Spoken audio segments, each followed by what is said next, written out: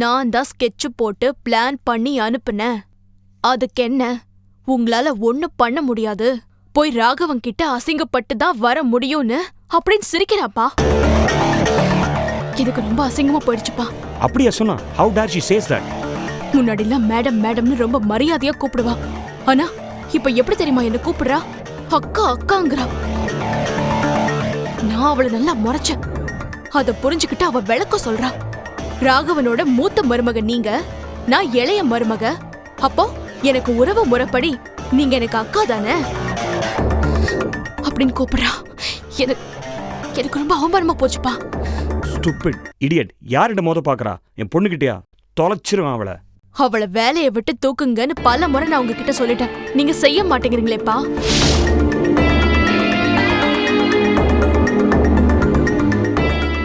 அந்த பிரதீப்பை கூட்டிட்டு வந்து அவளை ஒரு வழி பண்ணலான்னு நினைச்சோம்.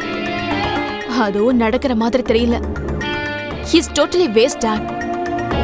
Utter flop. 1 number junk. உங்ககிட்ட கை நீட்டி சம்பளம் வாங்குற ஒரு பொண்ண நாம ஒண்ணும் பண்ண முடியலையேப்பா. உமா, பழைய கஜேந்திரனா நீங்க இருந்திருந்தீங்கன்னா இந்த விஷயத்த சொன்ன அடுத்த நிமிஷம் உடனே உங்களுக்கு கோவம் வந்திருக்கும். நீங்க இப்பெல்லாம் ரொம்ப சாஃப்டா மாறிட்டீங்க. அந்த பழைய கஜேந்திரனோட கெத்து உங்களுக்கு போச்சு. உங்களுக்கு வயசாயிடுச்சு இல்லையா? நரமுடி வேற 4 ஜாஸ்தி வளர்ந்துருச்சு. அதனால்தான். கொஞ்சம் நிறுத்துறியா? இந்த வார்த்தை வேற யாரும் சொல்லியிருந்தாங்கன்னா அவங்களோட உயிர் அவன் உடம்புல இருந்திருக்காது. சும்மா டயலாக் பேசாதீங்கப்பா. நான் இப்போ உங்ககிட்ட ஒன்னு சொல்றேன். இப்பெல்லாம் குஷி கூட உங்களை மதிக்கிறது இல்ல, பயப்படுறது இல்ல. Sorry to say this dot. நீங்க இப்பவாவது கொஞ்சம் முழிச்சுக்கோங்க. பழைய கஜேந்திரனா மாறி ஆபீஸ்ல எல்லாரும் துவம்சம் பண்ணுங்க. It's a high time dad. காட்டுறோமா? இந்த கஜேந்திர யாருன்னு கூடி சீக்கிரம் எல்லாம் புரிஞ்சுப்பாங்க. Thanks dot. தப்பா ஏதாவது பேசிருந்தா என்ன மன்னிச்சிருங்க. I told you the bitter truth. I love you, Dad.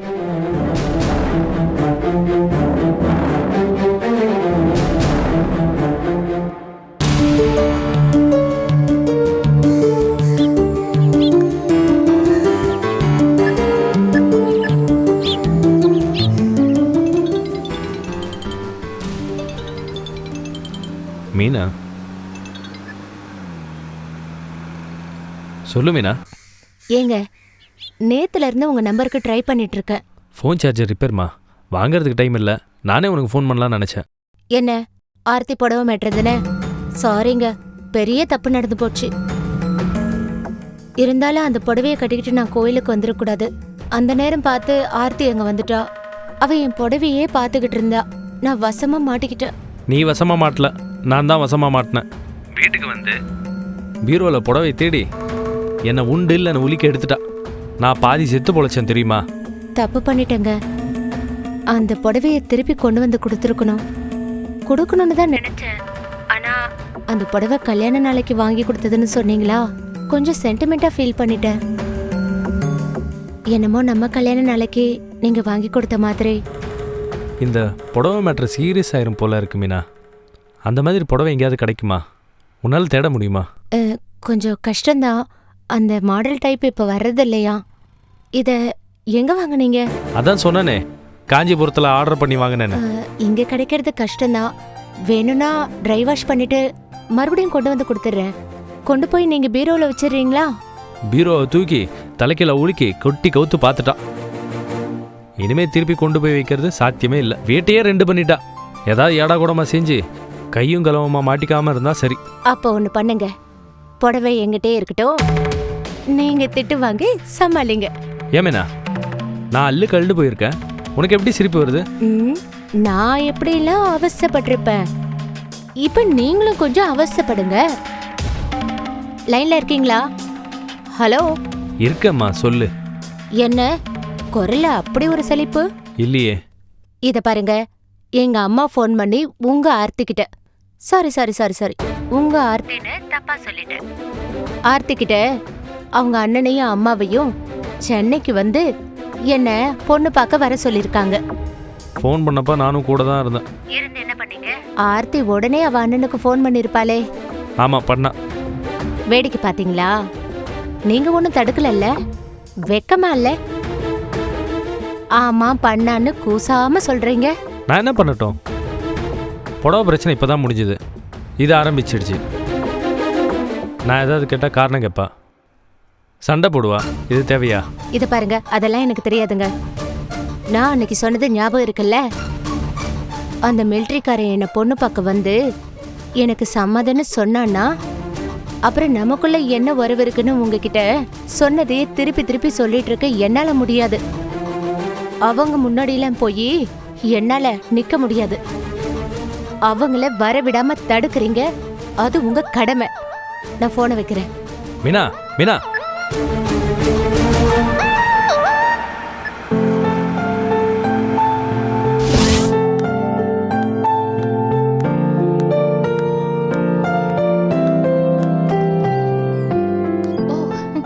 வாங்க வாங்க. ஆமா, அம்மா எப்படி இருக்காங்க? நல்லா இருக்காங்க. அவங்க வரலையா? அவங்க வரல, வீட்ல இருக்காங்க. சரி வாங்க உட்காருங்க.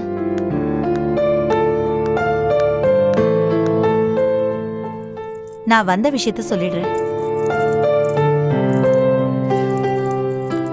இந்தாங்க. என்னது?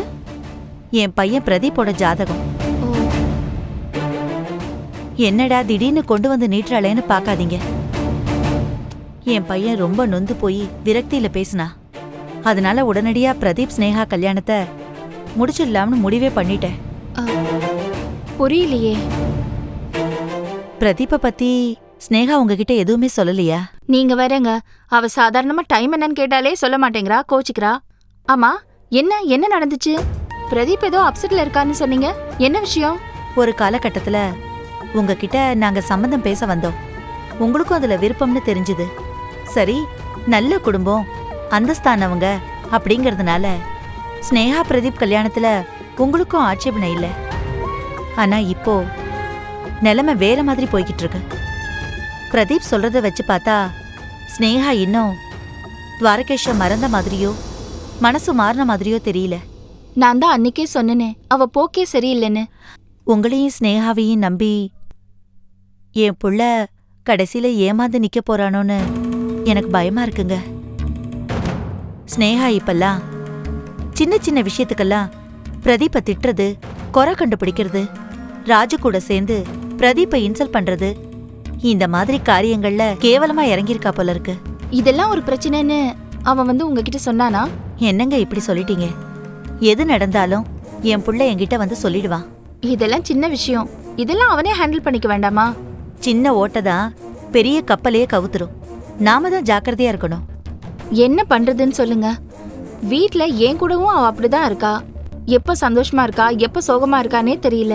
இதை நான் யார்கிட்ட சொல்லி அழறது? என்னங்க நீங்க இத உடனே தடுத்தாகணும். நீங்க தான் அவளுக்கு அட்வைஸ் பண்ணணும். உங்க பொண்ணுங்க அவ. நீங்க கொஞ்சம் ஸ்ட்ரிக்டா இருக்கணும். நீங்க சொல்றது கரெக்ட் தான், ஆனா நான் சொன்னா அவ கேப்பாளான்னு தெரியல. அதான் ஐஜி சார் கிட்ட பேசியிருக்கேன். அவர் சொன்னா மட்டும்தான் இவ கேப்பா. அவரை வச்சுதான் இந்த பிரச்சனையை சால்வ் பண்ணலாம் நான் முடிவு பண்ணிருக்கேன். துவாரகேஷ பத்தியும் அவர்கிட்ட சொல்லிதான் நான் கண்டிச்சு வைக்கணும். ஐயோ, அது மட்டும் வேண்டாங்க.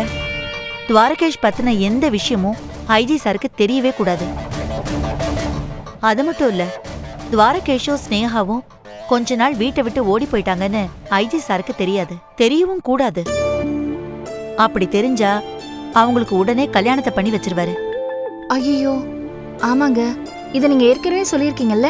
ஐயோ, வர வர இவ பண்ற அட்டூழியத்துல எதை யார்கிட்ட சொல்லணும், எதை யார்கிட்ட இருந்து மறைக்கணுங்கிற விஷயமே எனக்கு மறந்து போகுது. ச்சே, இப்பெல்லாம் ஒவ்வொரு நாளும் வீடு குருட்சேத்திரமா தான் இருக்கு. அதனால தாங்க நீங்க சீக்கிரமா ஒரு முடிவெடுத்தா தேவையில்லன்னு தோணுது. கவலைப்படாதீங்க, அவ மனசை மாத்துறதுக்கு நான் ட்ரை பண்ணிட்டு தான் இருக்கேன். நீங்க கொடுத்த இந்த ஜாதகத்தை கூட நான் ப்ரொசீட் பண்ணிடுறேன். டோன்ட் வரி, பிரதீப் ஸ்னேகா கல்யாணம் கண்டிப்பா நடக்கும். நிச்சயமா துவாரகேஷ்க்கு ஸ்னேகாவை கல்யாணம் பண்ணி தரவே மாட்டேன், இது மட்டும் உறுதி. ஒரு நிமிஷம் இருங்க.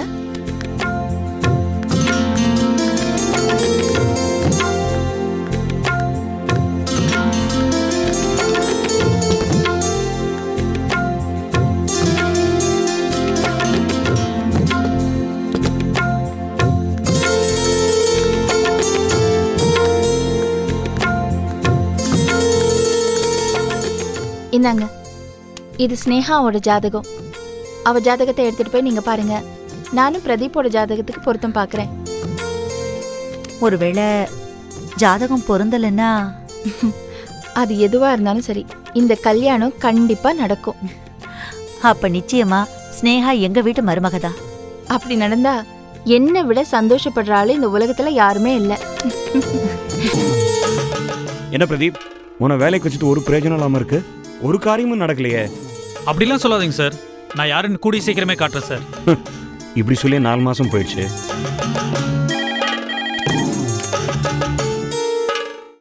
சார், உங்களை அர்ஜென்ட்டா பார்க்கணும்னு எம்ஜே கான்ட்ராக்டர் சண்டை போட்டுட்டு இருக்காங்க சார். நீங்க பிஸியா இருக்கீங்கன்னு சொல்லி பார்த்துட்டேன், ஆனாலும் அவங்க கேட்கல சார். சரி, நான் பாத்துக்கிறேன், வர சொல்லுங்க. Okay sir.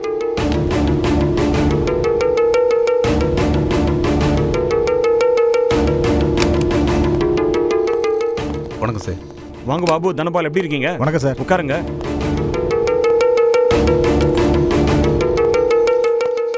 என்ன திடீர்னு ஆஃபீஸ்க்கு ஒரு அப்பாயின்மெண்ட் கொடுக்கலாம? ஆச்சரியமா இருக்கு. சார், உங்களை நேரில் பார்த்து ஒரு கம்ப்ளைண்ட் கொடுக்கலாம்னு வந்திருக்கோம் சார். உங்க ஸ்டாஃப் எங்ககிட்ட 20 லட்சம் ரூபாய் லஞ்சம் வாங்கியிருக்காங்க. வாட்? லஞ்சமா? ஆமா சார். ஏன் ஆஃபீஸ்ல? ஆமா சார். என்ன விளையாடுறீங்களா? அதுவும் என்கிட்டயே வந்து சொல்றீங்க. ஆமா, யார் வாங்கின லஞ்சம் ஆஃபீஸ்ல? அந்த ப்ராஜெக்ட்டை பார்த்துக்க உங்க ஆபீஸ்ல ஒரு லேடி இன்சார்ஜா போட்டிருக்கீங்கல்ல? ஆமா, ஸ்னேகா. ஆமா சார், அந்த பொண்ணு தான். இந்த வருஷம் எங்களுக்கே ப்ராஜெக்ட் தரேன்னு சொல்லி 20 லட்சம் ரூபாய் லஞ்சம் வாங்கியிருக்காங்க சார். Excuse me sir. என்ன சார், ஃப்ரண்ட் ஆஃபீஸில் ஏதோ இவங்க பிரச்சனை பண்ண வந்திருக்கிறதா சொல்கிறாங்க. சார், நாங்கள் பிரச்சனை எல்லாம் பண்ண வரல, நியாயம் கேட்க வந்திருக்கோம். என்ன சார் நியாயம் கேட்கணும்? சார், இந்த பொண்ணு பிளாட்டினம் ப்ராஜெக்டை எங்க கம்பெனிக்கு கொடுக்கறேன்னு சொல்லிட்டு எங்க கிட்ட 20 லட்சம் ரூபாய் லஞ்சம் வாங்குறாங்க. ஆனா இப்ப இந்த ப்ராஜெக்ட் வேற ஒருத்தர் கைக்கு போயிடுச்சு.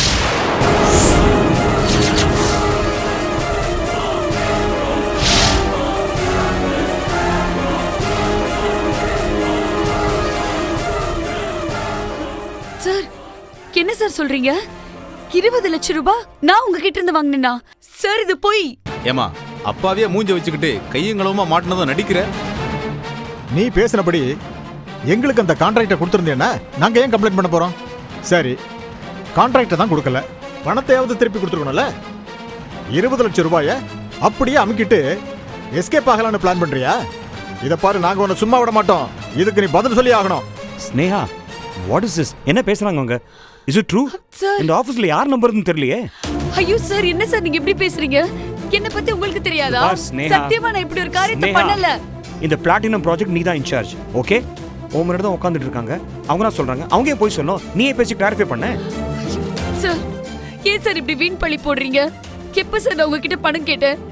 இப்ப வரைக்கும் இந்த ப்ராஜெக்ட் பத்தி நான் உங்ககிட்ட பேசினதே இல்லையே சார். ஏமா போய் பேசுற? எப்படியாவது இந்த காரியத்தை முடிச்சு கொடுத்துருன்னு சொன்னதுக்கு நீ என்ன சொன்ன? சும்மா எப்படி சார் பண்ண முடியும்? எங்களை வச்சு லட்சக்கணக்கில் சம்பாதிக்கிறீங்கல்ல, எங்களையும் கவனிங்கன்னு சொன்னேன்ல.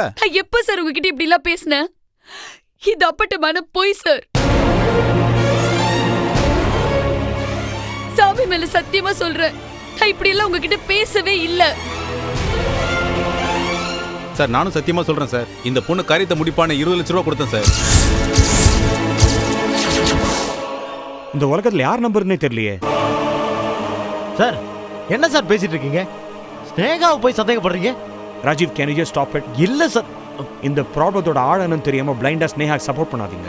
Mister Balu is a very very important contact for this company. அவர் நேர்ல வந்து அலிகேஷன் கொடுக்கறாருன்னா கண்டிப்பா அதுக்கு பின்னாடி தான் ரீசன் இருக்கும். சார், நான் ஒன்றும் போய் சொல்லல சார். அவங்க என்ன எனக்கு சொந்தமா பந்தமா?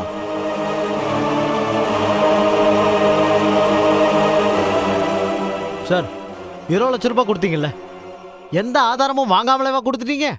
இப்ப கேட்டீங்கல்ல, ஆதாரம் இருக்கு. நாங்க கொடுத்ததுக்கு ஆதாரம் இருக்கு.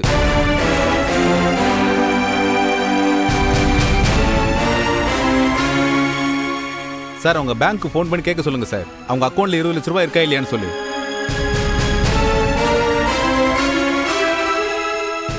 அக்கௌண்ட்ல எவ்வளவு பணம் இருக்கு?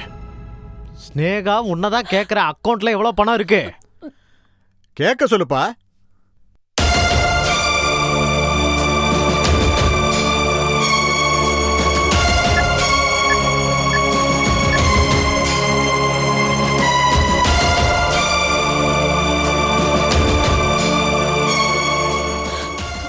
மேனேஜர் சார், நான் ஸ்னேகா பேசுறேன். ஸ்னேகா, எப்படி இருக்கீங்க? சார் ஒரு எமர்ஜென்சி. சொல்லுங்க. என்னோட அக்கவுண்ட் பேலன்ஸ் கொஞ்சம் சொல்ல முடியுமா? ஸ்பீக்கர்ல போடுமா, ஸ்பீக்கர்ல போட்டு பேசு.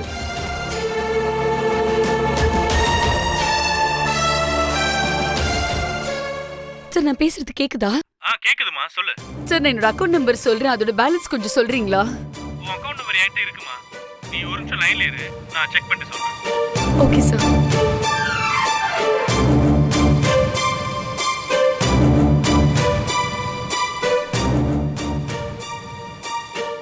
ஸ்னேகா, சொல்லுங்க சார். 21,06,700 இருக்குமா?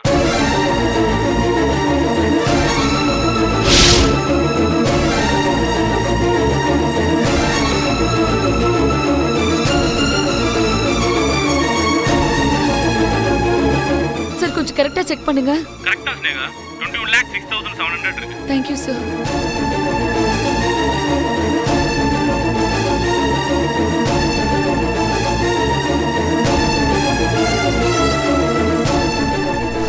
என்ன ஸ்னேகா? போய் சார், ஏதோ தப்பு நடந்திருக்கு. என் அக்கவுண்ட்ல இவ்ளோ பணம். ஏமா, நீ தானமா அக்கவுண்ட் நம்பர் கொடுத்த, உன் அக்கவுண்ட்ல பணம் போட சொல்லி. போய் சார், இவங்க பிளான் பண்ணி என்ன அவமானப்படுத்துறாங்க sir. Enough of this drama, Sneha. I will not believe you anymore. அவங்க உன்னை கைங்கலமா பிடிச்சிருக்காங்க. Sir what do you mean? Sneha, I just want to ask you a very very simple question. Is this the first time or இதுக்கு முன்னாடி work பண்ண கம்பெனில இந்த மாதிரி பண்ணிருக்கீங்க அடிக்கடி? இது நான் சும்மா ஓட போறதில்ல. I'm going to take severe action. Sir, இப்போ எங்களுக்கு கான்ட்ராக்டும் போச்சு, பணமும் போச்சு.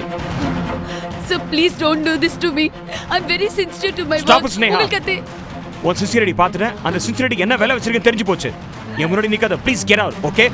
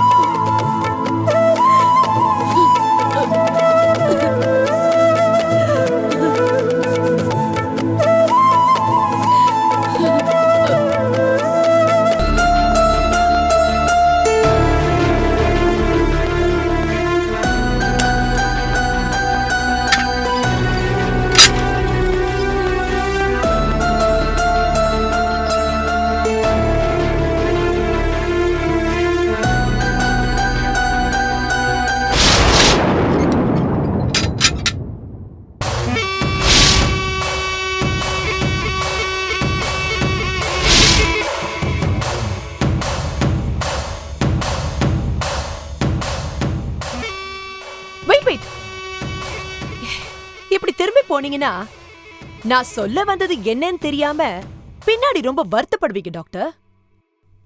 என்ன விஷயம்? ஏன் என்ன பார்க்க வந்த? ஆக்சுவலா நான் வரலாமா வேண்டாமான்னு யோசிச்சுட்டு இருந்தேன். வரதுல பெரிய விருப்பம் இல்லதான், ஆனா சில வேர்களை மறக்க கூடாது. வெந்நீர் ஊத்தி அது சாகடிக்கிறதுல கிடைக்கிற சந்தோஷம், I really enjoy it. You are a sadist. வந்த விஷயத்தை சொல்லிட்டீங்க, கிளம்பு. ஏன் ஹாஸ்பிட்டல்ல note the point doctor Karunakaran, ஏன் ஹாஸ்பிட்டல்ல புதுசா கேன்சர் ட்ரீட்மெண்ட்காக ஒரு பிளாக் கட்டியிருக்கேன். அதுக்கு திறப்பு விழா பண்ண போறேன். உங்களுக்கும் அந்த ஹாஸ்பிட்டல்ல ஏதோ 2 செங்கலாவது சொந்தமா இருக்குன்ற கன்சிடரேஷன்ல ஒரு பத்திரிக்கை தரலான்னு முடிவு பண்ணிட்டேன். ஏண்டாங்க, டேக் இட். வழக்கமா எனக்கு எதுவுமே வேஸ்ட் பண்ண பிடிக்காது. இந்த பத்திரிக்கையை பொறுத்த வரைக்கும் உங்களுக்கு வேஸ்ட் தான். நீங்க என்ன வரவா போறீங்க? பாவம், சொந்த மகளால பாதிக்கப்பட்டு நொந்து நூலாகி 6 மாசம் உங்களுக்கு ஜெயில் தண்டனை எக்ஸ்டென்ஷன் வேற ஆயிடுச்சு. பேசு முத்துலட்சுமி, பேசு. இது உன் நேரம். எனக்குன்னு ஒரு நேரம் வரும், அப்ப நான் பேசுவேன். அந்த நேரம் உங்களுக்கு நிச்சயமா வரப்போறதில்ல டாக்டர் கருணாகரன். இத பார், உன்னோட பேசி என் நேரத்தை நான் வீணடிக்க விரும்பல. கிளம்பு. அவசரப்பட்டா எப்படி டாக்டர்? நான் பத்திரிக்கை உங்களுக்கு கொடுக்க வந்ததுக்கான முக்கிய காரணமே நான் திறப்பு விழா பண்ண போற புது பில்டிங்க்கு என்ன பேர் வைக்க போறேன் தெரியுமா? கஸ்தூரி.